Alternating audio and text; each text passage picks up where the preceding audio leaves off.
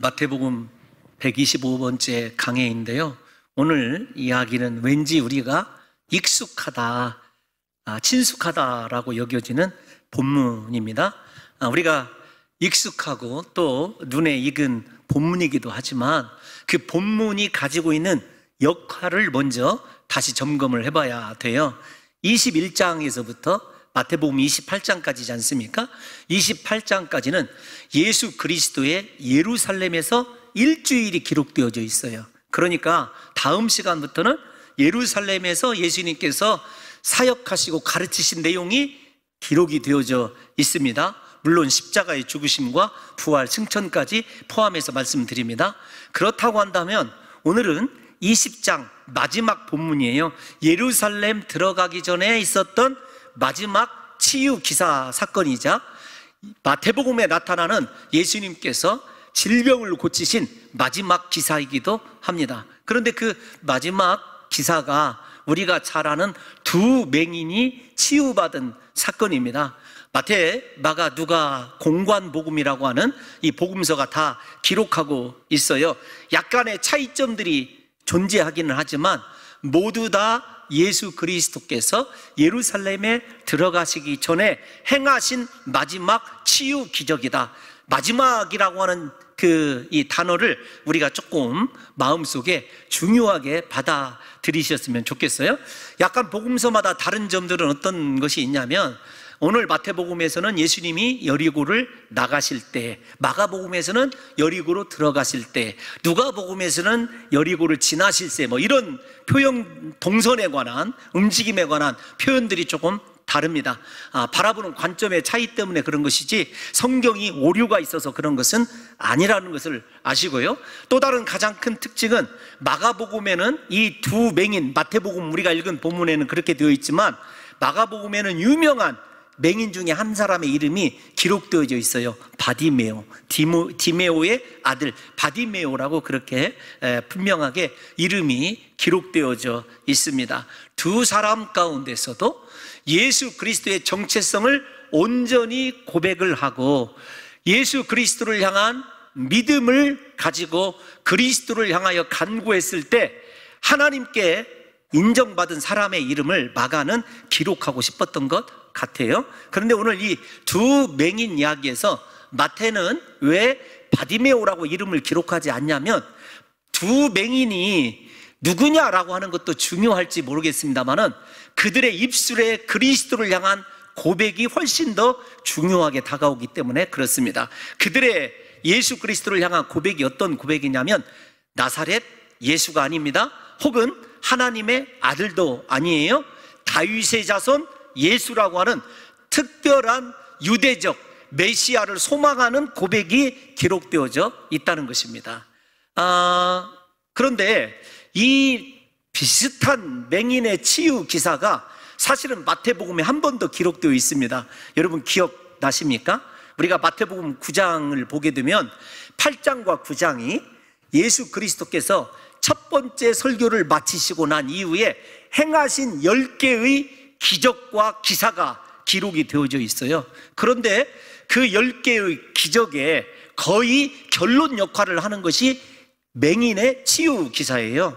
시간이 좀 가지만 우리가 9장 27절을 먼저 한번 띄워놔 주시면 감사하겠습니다. 읽어보실까요? 시작. 예수께서 거기에서 떠나가실새 두 맹인이 따라오며 소리질러 이르되 다윗의 자손이여 우리를 불쌍히 여기소서 하더니. 아멘. 여기까지만 좀 읽어봅시다. 왜냐하면 저 한 절 속에 다 들어져 있어요. 우리가 읽은 본문과 흡사하지 않습니까? 비슷하지 않습니까? 그런데 마태복음에서 저 두 맹인의 다윗의 자손 예수여라고 하는 것이 최초의 고백이라는 걸 혹시 아세요? 유대인들 가운데 앞에서 제가 이렇게 얘기했습니다. 나사렛 예수, 하나님의 아들, 혹은 주여, 혹은 랍비여, 이렇게 불리우는 예수님의 호칭과 다르게 다윗의 자손 예수여를 최초로 고백한 사람이 누구냐면 맹인들이에요. 그리고 오늘 예수님의 마지막 기적이 두 맹인을 치유한 사건인데, 그 맹인들이 마지막으로 예수 그리스도를 다윗의 자손 예수여라고 고백하고 있다라는 거예요. 그래서 오늘 설교의 가장 중요한 포인트가 무엇이냐면, 왜 이 맹인들은 마태복음을 시작할 때, 그리고 마태복음이 예수 그리스도의 십자가를 향하여 길이 확정되었을 때 예수 그리스도를 다윗의 자손이라고 고백하고 있고, 그들은 그 어떤 기도보다도 나를 혹은 우리를 불쌍히 여겨달라고 기도했는가라고 하는 것이 여러분 가장 중요한 이 마태적 관점에서의 그리스도를 이해하는데 중요한 초점입니다. 또 하나 설교가 너무 딱딱하죠. 그래도 이해하셔야 될 것이 어떤 것이냐면, 앞에서 지난 시간에 살펴본 것이 세베대의 두 아들들 야고보와 요한의 어머니 살로메가 예수 그리스도께 무엇을 구합니다. 그리고 예수님께서 뭐라고 물어보시냐면, 네가 무엇하여 주기를 원하느냐 물어보셔요. 그 묻는 질문의 내용과 오늘 예수님께서 이 두 맹인을 향하여 물어보시는 내용이 동일해요. 동일하다는 것을 우리가 일단 여기까지만 좀 머릿속에 염두에 두셨으면 좋겠어요.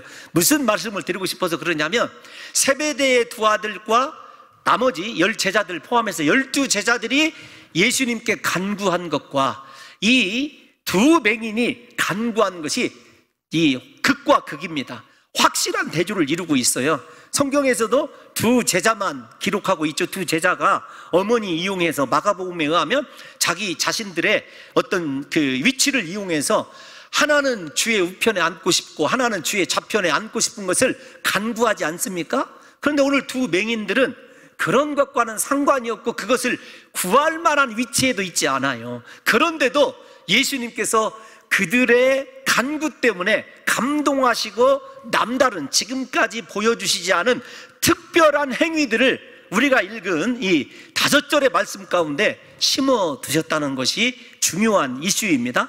그리고 그 예수 그리스도께서 보이신 행위가 하나님 나라의 법칙이기도 하고, 하나님 나라의 백성이자 예수 그리스도의 제자들이 무엇을 이 땅 가운데서 구하면서 살아야 하는지를 우리들에게 확실하게 보여주고 있다는 것을 염두에 두셨으면 좋겠어요. 앞에서 제가 맹인이 누구냐라고 하는 것보다 다윗의 자손 예수 그리스도라고 하는 말이 왜 마태가 그렇게 강조하고 싶었는가 하면은, 이는 선지서에서, 특별히 이사야서에서요, 예수 그리스도가 세상의 왕으로 오시는 분이 아니라 이새의 뿌리에서, 즉 다윗의 자손에게서 메시아가 나는데, 그분은 죄의 문제, 저주의 문제, 사탄의 문제를 깨끗하게 해결할 구원자이시다라고 하는 것을 암시하고 있어요. 그러니까 다윗의 자손 예수여 이렇게 얘기를 했었을 때, 세상의 왕으로서 나의 먹고 사는 문제, 우리 육에 관한 문제를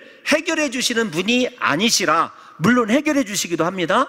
중요한 것은 무엇이냐면, 인생의 고통의 원인, 근본적으로 하나님과 단절된 원인이 죄에 있다라는 것을 마음속에 이해하고 있고, 그 죄 문제를 해결하여서 영원한 하나님 나라를 회복시킬 왕 중의 왕이십니다 라고 고백하는 것이 다윗의 자손이라고 부르는 호칭의 함축적인 의미예요. 그래서 주로 이사야 선지자가 예수 그리스도에 대하여 메시아 혹은 고난받는 종의 노래를 통하여 다윗의 자손 예수 그리스도가 우리의 죄를 속량하시기 위한 진정한 구세주이시며, 죄를 속량하는 방법이 십자가의 죽으심이다 라고 하는 것을 확실하게 드러내주고 함축하고 있는 유대인들이 소망하는 종말론적인 메시아 사상의 본질이라고 하는 것을 우리 성도 여러분들이 이해하셔야 됩니다. 그래서 예수님의 호칭이 갖고 있는 이 사람들의 예수님에 대한 이해와 정체성에 대한 온전한 믿음이 삶을 바꿔놓고 그들에게 하나님의 나라, 하나님의 치유의 역사, 기적이 일어나는 그런 놀라운 은총을 우리에게 보여주고 있다는 것이에요. 그래서 이 두 맹인의 치유받은 기사가 이렇게 중요하다는 것을 이해하셔야 됩니다. 예수님께서는 오늘 그 메시아의 능력으로 그들의 불쌍히 여겨주심을 바라는 기도에 응답하셔서 불쌍히 여겨주시고 그들의 눈을 열어서 보게 해주시는 장면이죠. 그래서 우리 성도 여러분들과 제가 이 예수 그리스도께서 치유해 주신 두 맹인의 치유 사건을 통해서 누가 진짜 맹인이냐라고 하는 것을 마태가 고발하고 있어요. 앞에서 예수 그리스도가 랍비라고 혹은 주라고 고백하는 제자들은 예수 그리스도의 진정한 하나님의 나라를 구한 것이 아니라 이 땅에서의 성공과 출세와 그리고 자신들의 야망을 펼치는데 그리스도 예수를 이용하는 이용하는 것 내지는 혹은 그리스도 예수에 대한 심각한 오해를 하고 있어요. 그래서 마태는 이 두 이야기를 동시에 놔줌으로 어떤 사람이 죄송합니다, 맹인이냐 소경이냐라고 하는 것을 우리들에게 묻고 있어요.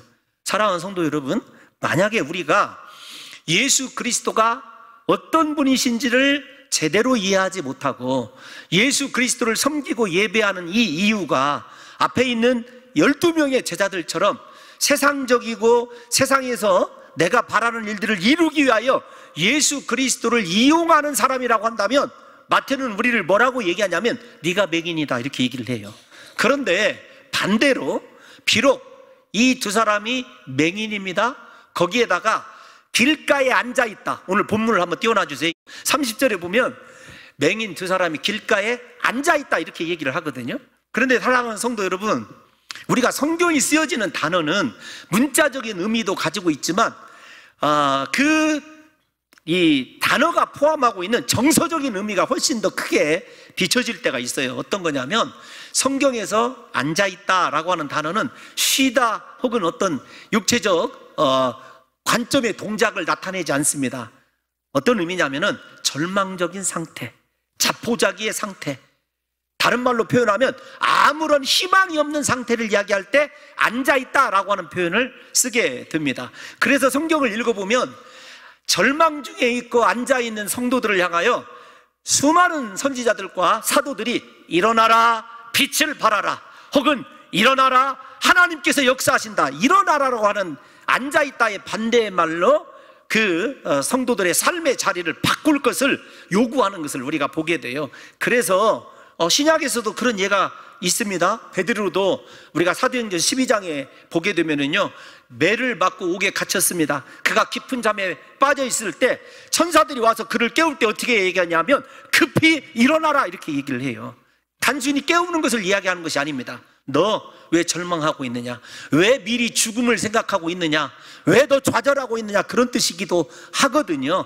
그래서 오늘 맹인 두 사람이 길가에 앉았다라고 하는 저 현재 진행형은 어떤 것을 의미하냐면 이 사람의 인생은 소망이 없다라는 말이기도 하고 스스로 절망 가운데 있다라는 말이기도 하지만 그들이 길가에 앉아있다라고 하는 또 다른 의미는 어떤 것이냐면, 여러분 맹인들이 왜 길가에 앉아있겠습니까?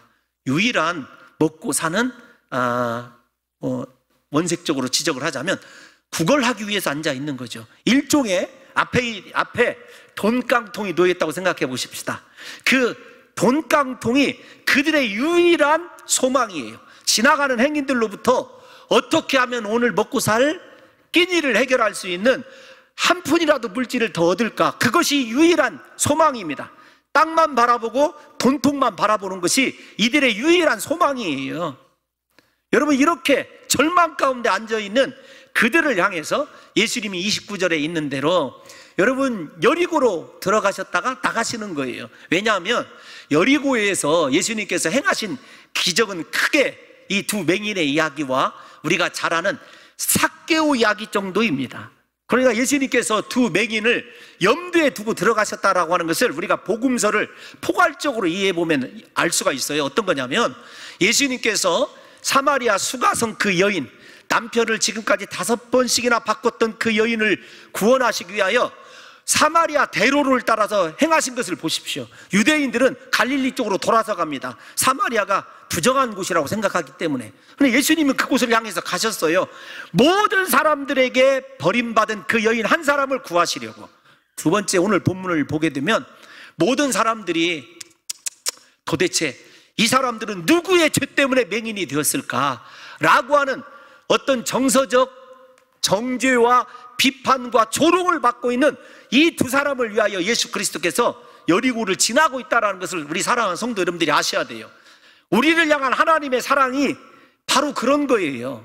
세상 사람들이 나를 조롱하고 속으로 정죄하고 비판한다 할지라도 예수님은 그의 자녀에게 반드시 찾아와 주시고 구원해 주셨어요. 그 구원의 열매가 누구냐면 저와 여러분들이에요. 지금 이 하나님 나라의 구원의 신비를 마태는 이렇게 표현을 하고 있는 것입니다. 사랑하는 성도 여러분들이요, 그렇게 아무런 소망이 없이 땅에 돈깡통이 소망이었던 그들이 예수 그리스도를 바라보기 시작합니다. 그리스도를 사모하는 이 장면을 한번 생각해 봐야 돼요. 그들이 길가에 앉아서 구걸했다는 표현은 없지만 구걸하는 가운데 소문이 들렸어요. 야, 예수가 지금 지나간다. 그런데 그 전에도 이 맹인들은 예수님에 관한 소문을 다 들었을 거예요. 왜냐하면 마태복음을 읽어보면 심지어는 헤롯의 궁궐에까지도 예수님이 행하신 기적이 들려졌었고요, 성경 마태복음의 곳곳에서 예수님에 대한 소문이 퍼져나간지라 온 갈릴리와 유대의 예수에 관한 이야기가 충만한지라 이런 표현들이 나오거든요. 그러니까 이 두 사람도 그 예수님에 관한 소문을 못 들었을 리가 없죠. 중요한 건 그들이 그렇게 소문을 듣고 중풍병자를 고치시고 나병 환자를 고치시고 오병이어의 기적을 베푸시고 그 다음에 수많은 사람들을 치유하신 예수 그리스도께 나갈 수 없는 존재라는 거예요. 자신의 힘으로는 도대체 예수님께 나갈 수 없는 존재들 아닙니까? 그런데 그 나갈 수 없는 자신들에게 예수님이 찾아와 주신 거예요. 오늘 본문이 우리의 구원의 은혜가 바로 그런 것입니다. 사랑하는 성도 여러분들과 제가 예수 믿게 된 건 우리의 어떤 공로나 노력이 아니라 그리스도의 낮아지심, 나에게 찾아오심, 나에게 손을 내밀어 주심이라고 하는 것을 우리 성도 여러분들이 이해하시기를 예수님의 이름으로 축원합니다. 그런 순간에 예수 그리스도께서 지나가신다고 하는, 이곳에 이르렀다고 하는 소문을 듣게 된 거예요. 소문을 듣게 되니까 어떻게 그들이 이야기하죠? 30절을 한번 보겠습니다. 30절 시작. 맹인 두 사람이 길가에 앉았다가 예수께서 지나가신다함을 듣고 소리질러 이르되 주여 우리를 불쌍히 여기소서 다윗의 자손이여 하니. 아멘. 여러분, 우리가 이 맹인이 주여 다윗의 자손이여 라고 하는 것을 한꺼번에 사용하고 있다라고 하는 것을 한 번만 더 염두에 두시고 생각해야 될 것이 어떤 것이냐면, 예수님께서 지나간다라고 하는 것이 이 두 맹인에게는 복음 중에 복음 아니겠습니까? 예수님이 지나가시게 되는 순간부터 앞에 그동안에 의지하고 있었던, 우리가 잘 아는 대로 무슨 돈깡통이며 그들이 입고 있었던 마가복음에 의하면 겉옷이며 그런 것들이 필요치 않게 되었어요. 예수님만 있으면 된다라고 하는 확실한 믿음이 그들 안에 역사하기 시작을 한 거예요. 그래서 어떻게 하냐면 소리질러 이렇게 이야기하고 있습니다. 여러분, 여기 소리질러라고 하는 헬라어는요 보에오라고 하는 단어인데 어떤 것이냐면 큰 소리로 울부짖다, 격정적으로 부르짖다, 열정적으로 간구하다, 그런 뜻이에요. 그러니까 여러분 생각해 보세요. 그들이 이제 소망하는 것, 이 특별히 소리질러라고 하는 그 단어의 의미는 어떤 것이냐면 소리 지르는 모습보다도 왜 소리를 지르는가 동기가 무엇이냐에 더 큰 초점이 맞춰져 있는 단어입니다. 무슨 말이냐면 예수님만이 내 소망입니다. 내가 이 기회를 놓치면 안 됩니다. 예수님만이 나를 구원할 수 있습니다라고 하는 믿음의 표현이에요. 그러니까 큰 소리로 격정적으로 열정적으로 부르짖는 것 아니겠습니까? 인생의 유일한 소망 되신 예수님을 따르면서 세상의 물질을 구하는 제자들과 예수만이 나의 인생의 소망이라고 예수님 그 자체를 구하는 이 두 맹인과는 큰 차이가 있다는 것을 우리 성도 여러분들이 아셔야 돼요. 마태가 지금 나타내고자 하는 의도가 이런 거예요. 왜 저런 특별한 단어를 썼냐면 제자들은 세상의 것을 구하고 있습니다. 이 두 맹인은요 예수 그리스도만을 구하고 있는 거예요. 예수님만이 나의 유일한 소망이라는 거예요. 여러분들과 제가 오늘 예배할 때 내 자녀들 문제, 세상의 문제, 인생의 문제를 가지고 예수님을 구하는 것이 아니라 예수님만이 내 안에 채워지기를 원합니다. 예수님만이 내 인생의 유일한 소망입니다라고 하는 예수님을 구하기 위하여 이 자리에 앉아 있는지를 우리가 생각하셔야 돼요. 그래야 내가 맹인인지 누가 눈이 열려 있는지를 우리가 구분할 수 있는 것 아니겠습니까? 사랑하는 성도 여러분, 제자들은 세상의 것을 취하느라 예수님의 십자가를 외면합니다. 이 맹인들은 세상의 것을 버리고 오직 예수님만 온 힘 다하여 붙들고 있고 맨 나중에 예수님을 따르는 진짜 제자가 된 거예요. 그래서 우리가 신앙생활의 이유와 목적을 다시 정리해야 됩니다. 우리가 신앙생활 하는 것, 그거 다시요, 우리 인생에 해결받아야 될 문제도 많이 있고 고침받아야 될 질병도 있고 발등에 떨어진 문제도 있죠. 그러나 그것들 해결보다는 내가 예수님에 대한 확실한 믿음, 나를 죄에서 속량하시고 나의 구주가 되시며 나를 완전히 하나님 나라 백성으로 삼으실 진정한 구세주 되심을 믿기 때문에 내 안에 예수님만으로 채워지기를, 진실로 예수만 구하기 위하여 이곳에 있는지를 우리 성도 여러분들과 제가 생각해야 된다는 것입니다. 여러분, 30절에서 소리 질러라고 했던 이 맹인들에게 인생에 예수님께 나가는데도 장애물이 다가오죠. 사람들이 30절을 다시 띄워놔 주시면 저렇게 소리질러 불렀습니다. 31절로 가면 더욱 소리질러 이렇게 얘기하는데 사람들이 꾸짖어 잠잠하라고 이렇게 얘기합니다. 무슨 말이냐면 요즘에 그런 거죠. 제가 새벽에 나와서 기도할 때 우리 권사님들이랑 함께 같이 나오시는 분들이 있어요. 막 같이 뜨겁게 기도하던 그런 때가 있습니다. 이 하나님 앞에. 그런데 어느 날인가 두 번의 경우가 있었어요. 목사님, 제가 나와서 기도하고 싶은데 너무 시끄럽게 기도해서 좀 싫어요. 여러분, 그럴 수도 있어요. 그럴 수도 있습니다. 제가 지금까지 들었던 기도에 관한 가장 큰 이 비판, 웃기는 비판이에요. 유머스러운 비판이 어떤 거냐면, 그분은 정말 잘 모르는 분이거든요. 저희가 지금 지하 1층에 식당으로 쓰고 있는 부분이 옛날에 본당이었어요. 그거 혹시 아세요? 우리가 그런 시절이 있었어요. 근데 그 본당에서 설교 원고에 없는 이야기를 하니까 저도 부담스럽네요. 시간에 대한 부담이 있는데 막 정말 그때는 그렇게 간절하게 부르짖었어요. 홍 목사도 살고 싶어서 공동중앙교회 하나님 긍휼히 여겨달라고. 그러니까 온 기도하는 이 사람들이 그렇게 방언으로 막 부르짖어 기도하는 거예요. 그런데 우리 교회에 이규헌 성도라는 분이 계셨어요.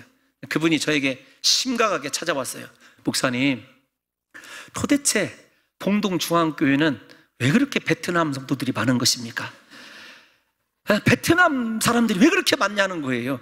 여러분, 무슨 의도인지 웃으시는 분들은 내용을 아시는 거예요. 모두 다 간절하게 방언으로 부르짖으니까 그 새로운 성도가 와서 기도한다고 앉아 있는데 이게 이상한 말들로 기도하니까 저에게 찾아와가지고 도대체 봉동중앙교회는 베트남 교인들이 왜 그렇게 많냐고 그랬던 적이 있습니다. 여러분, 제가 유머스럽다고 얘기하는 것이지만 그때 참 예수님이 우리가 부르짖어 기도한 것 다 응답해 주셨어요. 제가 하고 싶은 이야기는 어떤 것이냐면, 인생에 예수님께 나가는데 수많은 장애물들이 있을 수 있어요. 그런데 때로는 우리가 생각하는 교양스럽게 그리고 좀 거룩하게 라고 하는 말과 우리가 이 두 맹인의 부르짖음을 분리해서 생각해야 됩니다. 사랑하는 성도 여러분, 오늘날에 우리 신앙의 문제점이 어떤 것인 줄 아십니까? 교양과 거룩을 생각하다가 하나님을 향한 간절한 부르짖음의 찬스를, 기회를 놓친다는 거예요. 왜? 다르게 얘기하면 왜 찬송이 뜨겁지 못하고 기도가 뜨겁지 못한 줄 아십니까? 첫째는 예수님에 대한 믿음이 부족하기 때문이고 성경을 이야기하는 것입니다. 두 번째는 간절함과 절박함이 없는 거예요. 예수님에 대한, 예수님만이 내 인생의 소망이다, 예수님만이 나를 구원하실 수 있다, 나는 예수님으로 채워야 살아갈 수 있다라고 하는 절박함이 없는 거예요. 절박함이, 보혜우가 없는 것입니다. 사랑하는 성도 여러분, 그래서 신앙생활하는 사람들 가운데 왜 간절함이 없는가를 생각해 보면 사람들의 눈치를 보고 적당히 세상과 타협하는 현실 안주의 신앙생활을 하기 때문에 한 번도 부르짖어 기도하지 않는 거예요. 저는 제가 우리 새벽 특세 때 찬양단 기도할 때 그렇게 은혜를 받아요. 찬양단 이렇게 찬양하고 기도할 때 새벽이 그렇게 좋아요. 새벽 예배가 기다려집니다. 앞에서 찬양하고 있을 때. 저는 정말로 찬양을 잘 못하지만 찬양 자체, 찬양이 뜨겁고 기도가 뜨거운 교회를 원해요. 근데 오늘날 우리가 보면 너무 점잖고 너무 거룩하고 너무 교양이 있다고 생각하는데 사실은 가로 열고 받고 가로 열고 닫고를 보면 내 속에 예수님에 대한 확신이 없습니다, 내 인생의 시간이 지금 이렇게 흘러가도 괜찮습니다라고 하는 안주적인 현실 안주에 잘못된 신앙이 사로잡고 있다는 것도 우리 성도 여러분들이 생각해 보셔야 합니다. 두 가지가 때를 따라서 적절하게 조화를 이루면 좋겠지만, 생각해 보세요. 물에 빠져 죽은 사람을 제가 본 적이 있어요. 그런데 물에 빠져 죽어가는 사람이, 여러분, 물에 빠져 죽는데 옆에 사람이 지나가요. 그 사람에게 지나가시는 어르신이여, 시간이 지금 3시인데 많이 바쁘실 줄 압니다. 저에게 자비를 베푸셔서 거룩하신 지팡이를 내밀어 주시거나, 여러분 이렇게 간구하시는 거 본 적 있어요? 딱 네 글자만 죽으라고 외치더라고요. 사람 살려. 그때 그 사람이 무슨 신체의 옷이 어떻게 드러나는지, 무슨 자신이 얼마나 추한 모습으로 부르짖는지, 화장이 지워지는지, 여러분 그런 고민하신 적 본 적 있으세요? 물에 빠져 죽어가는 사람이 딱 네 마디만, 죄송한 표현 쓰겠습니다, 미친 듯이 부르짖더라고요. 사람 살려만. 오늘 저와 여러분들에게 다시 그래서 우리 믿음을 생각해 봐야 돼요. 예수님이 지금 나에게 찾아오시고 내가 지금 구원받을 만한 유일한 교회라고 한다면, 이렇게 그냥 여러분들과 제가 생각하는 대로 세상 사람들의 눈치와 관심 그런 것들을 생각하면서 적당히 기도할 수 있겠느냐는 거죠. 신앙은 간절한 것이에요. 원래 예수님의 살아계심을 믿는 사람의 기도는요, 뜨겁습니다. 열정적이에요. 사랑하는 성도 여러분, 예수님은 우리의 신앙이 뜨겁든지 차든지 해야 한다고 경고하시는 거예요. 예수님에 대한 믿음이 있는 사람은요, 언제나 간절한 열정을 가지고 예수님, 나를 불쌍히 여겨주세요, 예수님 아니면 내 인생 지금 위기에 빠져 있습니다, 그 사실을 가지고 이 맹인들보다 더욱더 큰 소리로 외쳐 부르짖어 기도하는 것 아니겠느냐고요. 이 두 맹인은 예수님을 확실히 믿었습니다. 사람들에게 가로막혀 나갈 수 없었지만 그 문제를 믿음으로 뛰어넘습니다. 예수님에게 끈질기 믿음을 보인 거예요. 그들은요, 사람들이 문제가 아닙니다. 예수님을 만나지 못한다면 내 인생이 이제 정말로 앉아있는 인생으로 전락한다는 것을 알고 있었기 때문에 아주 절박함으로 예수님을 부르짖는 것 아니겠습니까? 사랑하는 성도 여러분, 우리가 이 두 맹인들을 생각해 보면서, 그러면 예수님은 그 맹인들을 모르셨을까요? 그들이 부르짖는 걸 예수님께서 알지 못하셨을까요? 아닙니다. 우리가 마태복음 9장을 보게 되면 예수님의 옷자락만 만져도 자신에게서 능력이 나가는 것을 아시는 예수님이 그 두 사람을 모르시겠느냐고요. 그런데도 예수님이 더욱 소리 지를 때까지 뒤돌아보시지 않은 것은요, 그들의 믿음이, 그들의 간절함이 모든 사람들에게 드러나기를, 그리고 예수님께서 그들의 믿음이 진짜 믿음인지를 달아보시기를 원하신 거예요. 사랑하는 성도 여러분, 이 맹인들은 다른 것 간구하지 않습니다. 우리를 불쌍히 여겨 주옵소서. 이 말은 마태복음에서 아주 자주 등장하는 단어예요. 그런데 불쌍히 여겨 달라라고 하는 말은 어떤 것이냐면, 하나님, 나는 예수님 없이는 아무런 대책이 없는 인생입니다. 특별히 불쌍히 여겨달라고 기도 속에는요, 죄 문제가 가장 커요. 구원 문제가 가장 큽니다. 이 말은 어떤 말이냐면, 예수님, 나를 이 죄에서 건져주실 유일한 구세주이시오니 나를 이 죄에서 건져달라고 하는 간절한 열망과 부르짖음이에요. 사랑하는 성도 여러분들이요, 또 하나 있습니다. 그들이 오직 주의 긍휼과 자비만을 바라고 부르짖는 이유가 있어요. 왜 그런 것이냐면, 예수님께 모든 것이 달려있다고 하는 가장 겸손한 신앙의 고백입니다. 나를 불쌍히 여겨달라는 말은 예수님이 불쌍히 여기실 수도 있고 불쌍히 여기시지 않을 수도 있는 주권이 예수님에게 있다는 거예요.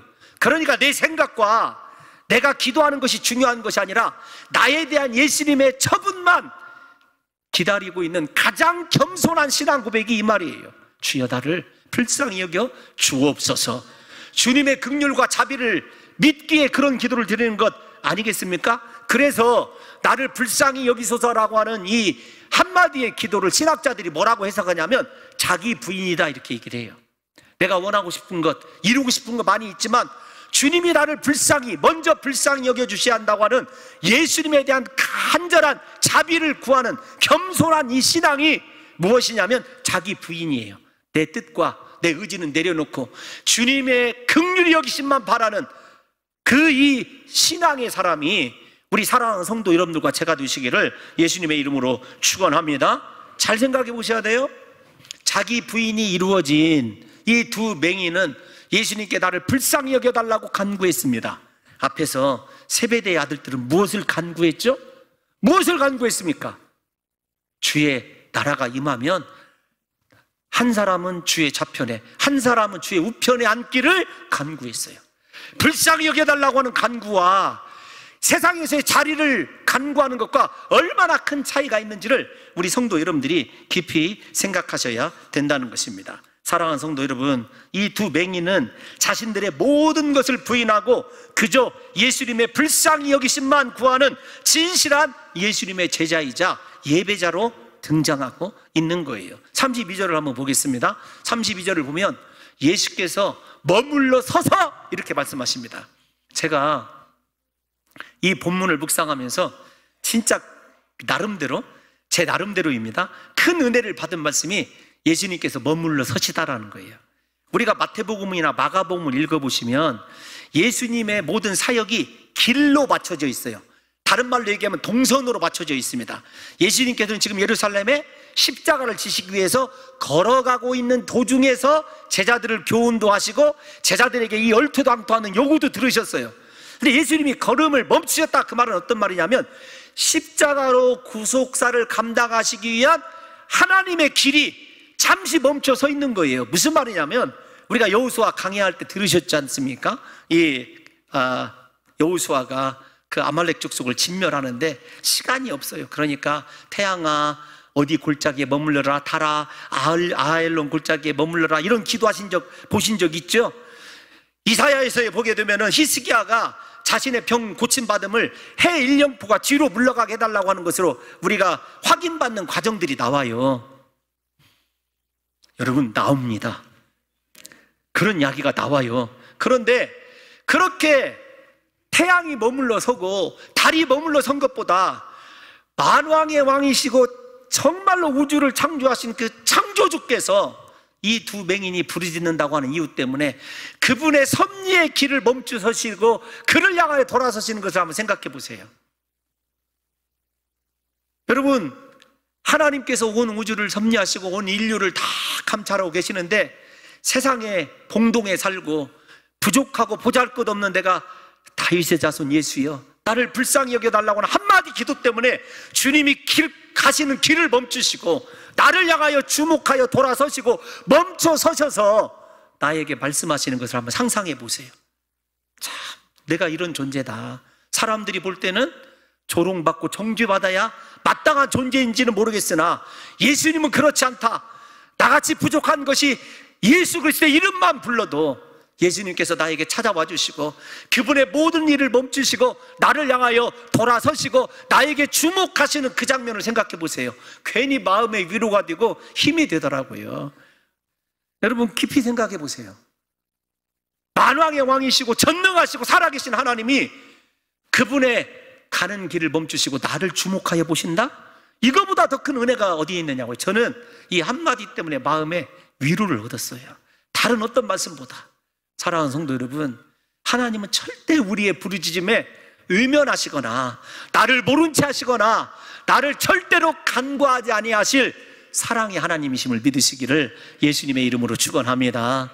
부르짖기만 하면 예수님이 나를 위하여 그분의 길을 멈춰서서 나에게 주목하실 줄로 믿습니다. 예수님께서 물어보시죠. 무엇하여 주기를 원하느냐? 앞에서 여러 차례 여러분들에게 말씀드렸습니다. 똑같은 단어라고. 어디와요? 세베대의 그 두 아들들의 어미가 구한 것과 우리 마태복음 20장 20절과 21절을 잠시 떼어놔 주시면 이렇게 되었어요. 어떤 거냐면 예수께 와서 절하며 무엇을 구합니다. 얼마나 가장 거룩한 모습이냐. 외적으로는 이렇게 말씀을 드렸어요. 21절을 보겠습니다. 예수께서 이르시되 무엇을 원하느냐.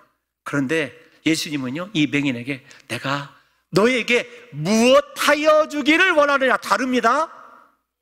여러분, 무엇이 다르냐면 그런 거예요. 그들 안에 있는 믿음을 보시고 그들이 왜 예수님께서 무엇하여 주기를 원하느냐 이렇게 물으신 것은요, 치유기사에서는 이곳이 유일해요. 저렇게 다른 것을 간구한 곳에서 나타나긴 하지만 치유기사에서는 유일합니다, 이곳이. 왜 그러면 예수님은 그 맹인들에게 내가 너에게 무엇하여 주기를 원하느냐 구체적으로 물어보셨냐면 그런 거예요. 내가 너희 믿음을 안다. 그런데 한 가지 확인할 게 있다. 네가 무엇을 원하든지 내가 그것에 응답하고 들어줄 전능한 하나님임을 믿느냐? 믿음에 관한 확신이라는 걸, 확인이라는 것을 우리 성도 여러분들이 아셔야 됩니다. 여러분, 믿는 자들에게는 능히 하지 못할 일이 없느니라. 그 말에 대한 또 다른 버전이에요. 사랑하는 성도 여러분들이요, 인생에 한번 생각해 보십시오. 내 삶에 정말로 이것은 안 돼, 이것은 가능해, 하나님을 믿을 때 우리의 힘으로, 이성으로 이해가 되는 것은 간구하고, 이것은 안 돼, 이 일은 죽었다 깨라도 이루어질 수 없는 일이야, 그 누구도 안 되라고 내가 판단하면 기도조차 않는 우리의 오늘날의 신앙의 모습과 얼마나 차원이 다른지를 생각하셔야 돼요. 사랑하는 성도 여러분, 무엇하여 주기를 원하냐고 하신 것은요, 치유의 능력을 네가 믿느냐 뿐만 아니라 네가 간구하는 것을 내가 분명히 들어줄 줄, 내 아이에게 그런 전능한 하나님이라고 하는 것을 네가 믿느냐라고 하는 예수님의 믿음의 확인입니다. 사랑하는 성도 여러분, 제발 우리의 이성과 상식으로 이해되는 일만에 대하여 예수님이 하실 수 있습니다, 그렇게 고백하지 마시고요, 내 지식과 이성으로 불가능한 일도요 하나님께서 이루어 주실 줄로 믿습니다. 저는 지금까지 목표하면서 그런 하나님을 정말 여러 차례 체험을 했어요. 부족한 목사이지만 하나님이 기도를 들어주시고 하나님의 전능하심을 얼마나 많이 나타내 주시는지 여러분들에게 언젠가는 또다시 이야기할 때가 있겠죠. 하나님은 살아계십니다. 여러분들이 당하고 있는 고난이 인간적으로 이곳에서 도저히 벗어날 수 없다, 불가능하다, 그런 순간에 불가능해져요. 나는 할 수 없지만 예수님은 모든 것을 하실 수 있습니다 라고 하는 신앙의 고백이 저와 여러분들에게서 나타나시기를 예수님의 이름으로 축원합니다. 이 맹인이 눈을 뜨기를 원합니다, 이렇게 대답을 하죠. 우리 다 같이 33절을 한번 보겠습니다. 시작. 이르되 주여 우리의 눈뜨기를 원하나이다. 그런데 우리말 번역이 조금 불완전해요. 어떻게 번역을 해야 되냐면 주여 우리의 눈이 다시 열어지기를 원하나이다, 그런 뜻이에요. 그러니까 앞에 아노라고 하는, 다시라고 하는 헬라어가 접두사로 붙어 있어요. 그 말은 무슨 말이냐면 이 맹인들이 선천적인 맹인이 아니었습니다. 후천적인 맹인이었어요. 다시라는 말은.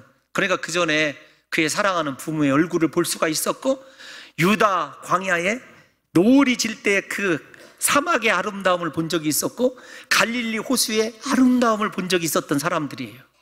그런데 무슨 이유에서인지 이 두 사람이 다 실명을 하게 된 거죠. 그런데 눈 다시 열어주기를 원합니다, 열어주기를 원한다라고 하는 표현이 얼마나 신앙적인 표현인지 몰라요. 왜 그러냐면 성경에서 열어주다라고 하는 표현은요 하나님의 신적인 능력이 개입될 때만 쓰여지는 단어예요. 그러니까 열어주다, 무엇이 열리다 라고 하는 단어는 에바다도 마찬가지입니다. 열릴지어다 라고 하는 말이 마찬가지예요.